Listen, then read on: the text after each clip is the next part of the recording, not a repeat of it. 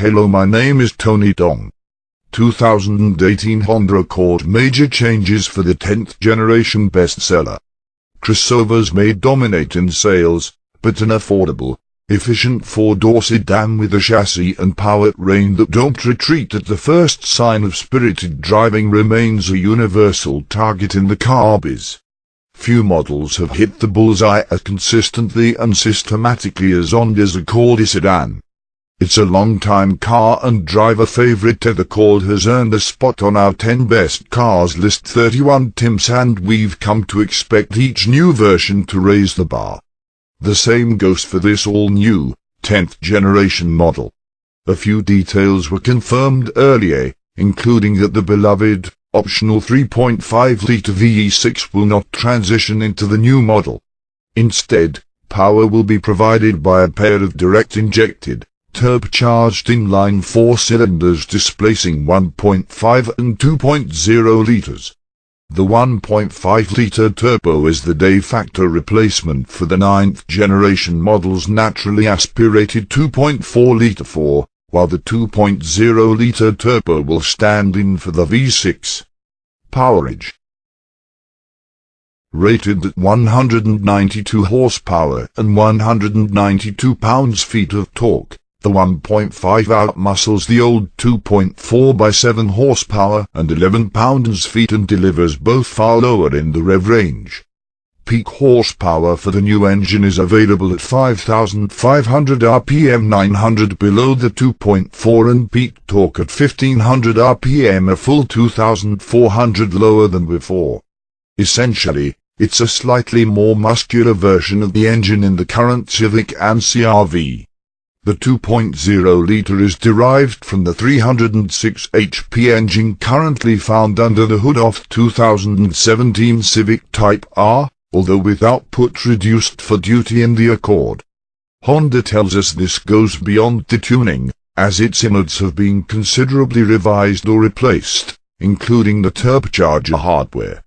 Rated at 252 horsepower and 273 pounds-feet of torque, it gives up 26 horsepower to the V6 it replaces but offers up 21 pounds-feet more torque.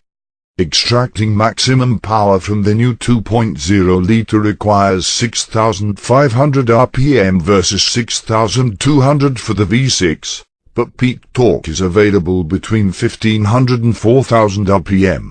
The V6 didn't deliver max torque until 4,900 rpm. Honda says it will be able to run on regular octane gasoline, although likely with reduced performance. Both engines employ variable valve timing and high-efficiency, low-inertia turbos for quicker spooling.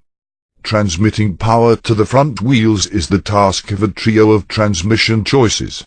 The 1.5 comes paired either with a continuously variable automatic CVT or, in sport trim, an optional 6-speed manual. The 2.0-litre comes with either a 10-speed automatic or an optional 6-speed manual in sport models virtual fist bump. Honda tells us the CVT is largely new and features an 11% shorter initial ratio for more aggressive step-off, while the 10-speed auto shares its case with the unit in the Odyssey minivan. Honda tells us that it largely has its own ratios. Compared with the 6-speed automatic from the outgoing V6 Accord, the 10-speeder is said to be 22 pounds lighter with a 68% wider overall range, a 43% lower first gear, and a 17% taller top gear. A two-mode chassis adjustment system is standard on all 2018 Accords. Drivers can alter the sedan's reflexes via normal and sport settings, which will adjust items such as the new dual-pinion variable ratio electric power steering, the transmission shift program, the throttle response, and, when equipped, the adaptive dampers. Yep, top dog 2018 Accord touring models will feature adaptive dampers capable of adjusting every 1/500th of a second. Far less excitingly, an Eco mode aims to improve fuel efficiency by dulling throttle response and vac operation when activated. Metal Shop.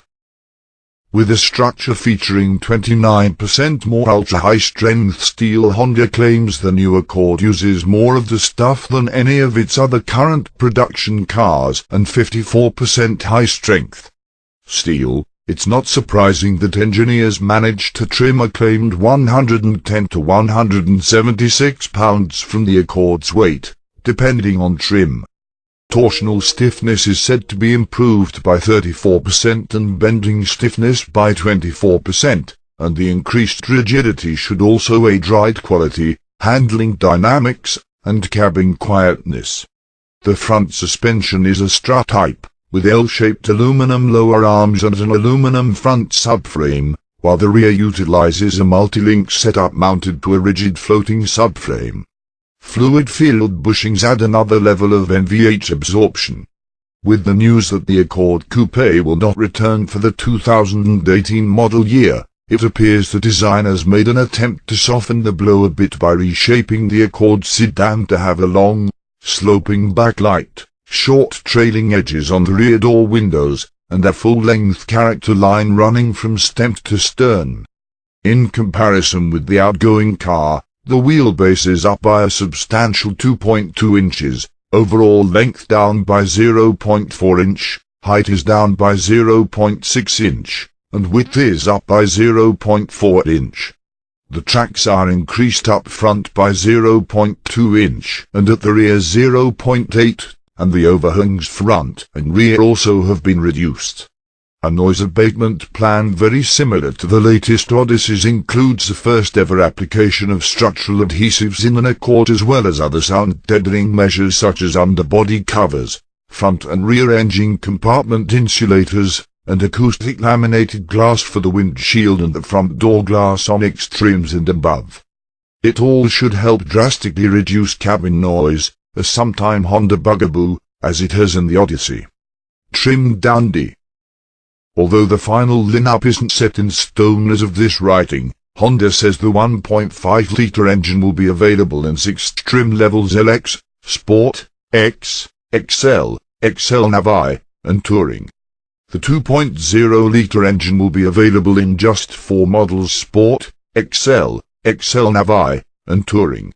The hybrid powertrain will return for 2018, with production shifting to Ohio after a few years in Japan.